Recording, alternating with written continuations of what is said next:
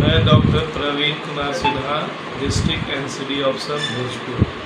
Sir, corona जो चल रहा था, कोरोना में यहाँ का क्या स्थान था?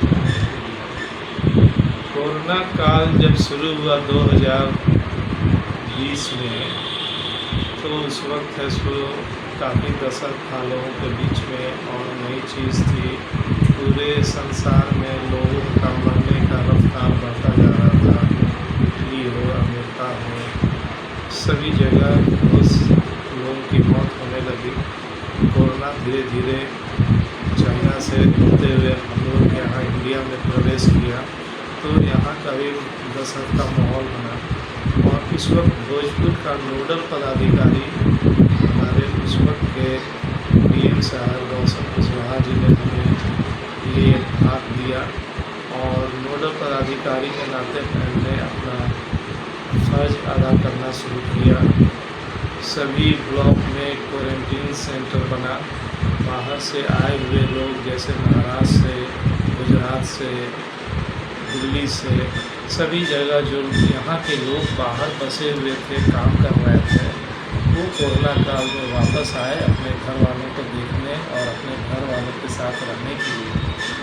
तो संभावना थी कि हो सकता है कि वो बाहर से इन्फेक्शन ले करके आ गए और हमारे गांव में, हमारे अपने परिवार में या गांव में वो बीमारी फैला न दे। इसीलिए सरकार ये नियम था, कोई भी महामारी होता है तो क्वारंटीन करने का एक सिस्टम होता है कि उसको 14 दिन के लिए एक अलग स्थान पर रख दिया जाए और 14 दिन तक उसको किसी चीज़ का तकलीफ़ न हो, तब उसको घर जाने देते हैं। अगर 14 दिन के अंदर उसमें कोरोना के लक्षण आ गए तो ऐसे मरीज को आइसोलेशन सेंटर बना था, 3-4 आइसोलेशन सेंटर था। भोजपुर का मृत्यु दर कितना है? भोजपुर में, पूरे बिहार में, अब आंकड़ा तो हमें याद नहीं है, लेकिन पूरे बिहार में भोजपुर की स्थिति बहुत अच्छी थी। पूरे बिहार में दूसरा या तीसरा स्थान पर था। यहाँ का इलाज, मरने की रफ्तार, ये सब है सो उसमें अव्वल रहा। इसीलिए है सो यहाँ पर, हालांकि दूसरा वेव में लोगों की मरने की संख्या बढ़ी। पहला वेव में हम लोग बहुत कंट्रोल किए, दूसरा वेव में ऑक्सीजन का समस्या हुआ। ये बताइए कि इंजेक्शन जो लगा था, ये इंजेक्शन का प्रभाव, साइड इफेक्ट भी होता है क्या? देखिए, जैसे कोरोना वायरस जिसको हो गया, उसके बाद कुछ न कुछ वायरस है सो हमारे बॉडी के ऑर्गन को डैमेज करता है और उसकी वजह से तकलीफ़ होती है। कितने बच्चों का है सो बोली बंद हो गया, किसी का याददाश्त कम हो गया, किसी को फेफड़ा का बीमारी हुआ, किसी को ब्रेन का बीमारी हुआ, जिसमें चलना फिरना ये सब दिक्कत हुआ। तो ये वायरल इन्फेक्शन जब भी होगा तो बॉडी का कहीं न कहीं नुकसान होगा और कोरोना से हटने के बावजूद भी वो जो डैमेज है वो कुछ दिन बरकरार होता है, जिसको बोलते हैं पोस्ट कोरोना सिंड्रोम।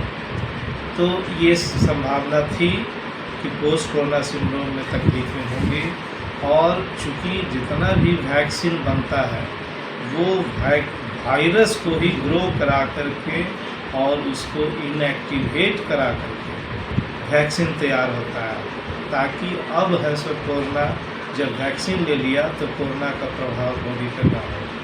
लेकिन चूँकि वो वायरस का ही इनएक्टिवेटेड फॉर्म है, तो थोड़ा बहुत सुनने को भी मिला या रिपोर्ट हुआ, हालांकि ये अफवाहें ज़्यादा है, वास्तविकता में कम है, लेकिन वैक्सीन के बाद भी लोगों को समस्या हुई। सर, कितना % इसमें मरने की संभावना है?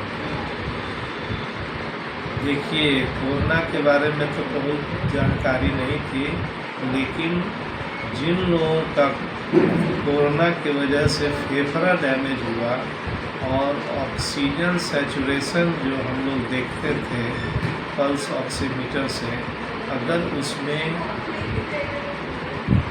95 तक को हम लोग सेफ मानते थे, 95 से 90 वाले को बॉर्डर लाइन मानते थे, और 90 से जिसका ऑक्सीजन सेचुरेशन घटा उसकी मॉर्टिलिटी ऑलमोस्ट 90-95%। अभी 3-4 फेज गुजर चुका, 5वां फेज भी गुजरा है। अब कोरोना से कोई संबंधित कोई भी केसेस नहीं आ रहा है पूरे ऑल ओवर वर्ल्ड में। अब धीरे धीरे इसको लोग भूलने की स्थिति में है। मास्क जो पहले लगाना जरूरी था, अब बहुत जगह पर मास्क को भी लगाने से मना किया जा रहा है। इंजेक्शन से अब लोग सेफ हैं।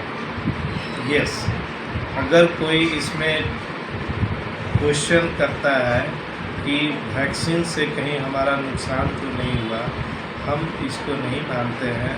वैक्सीन बड़ी साइंटिफिकली ढंग से बनाया जाता है, और ये आज की चीज़ नहीं है। जब मिजल्स होता था, चिकन पॉक्स होता तो था, इंजेक्शन के बाद में कितने दिनों तक इसका साइड इफेक्ट होता है? देखिए ये कहीं कोई तय नहीं है। कुछ डैमेज होता है, वो धीरे धीरे बॉडी में एडेप्टेबिलिटी होती है। जैसे एक नस सूख गया तो दूसरा नस खुल जाता है। इस तरह से बॉडी को अडेप्ट करने की क्षमता है। अगर कुछ नुकसान हुआ भी तो धीरे धीरे वो बॉडी जो है सो उसको निर्माण कर लेता है। लॉन्ग लास्टिंग कुछ भी नहीं है, जो होना था सो हो गया।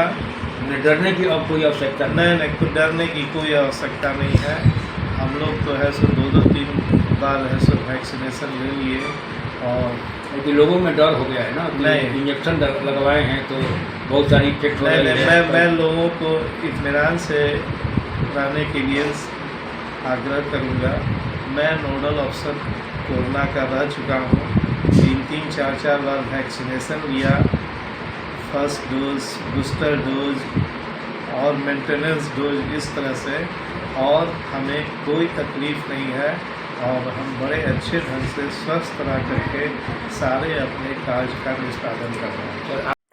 आप प्रवीण कुमार सिन्हा जी से सुन रहे थे कि कोरोना का वैक्सीन कितना सुरक्षित है या कितना गलत।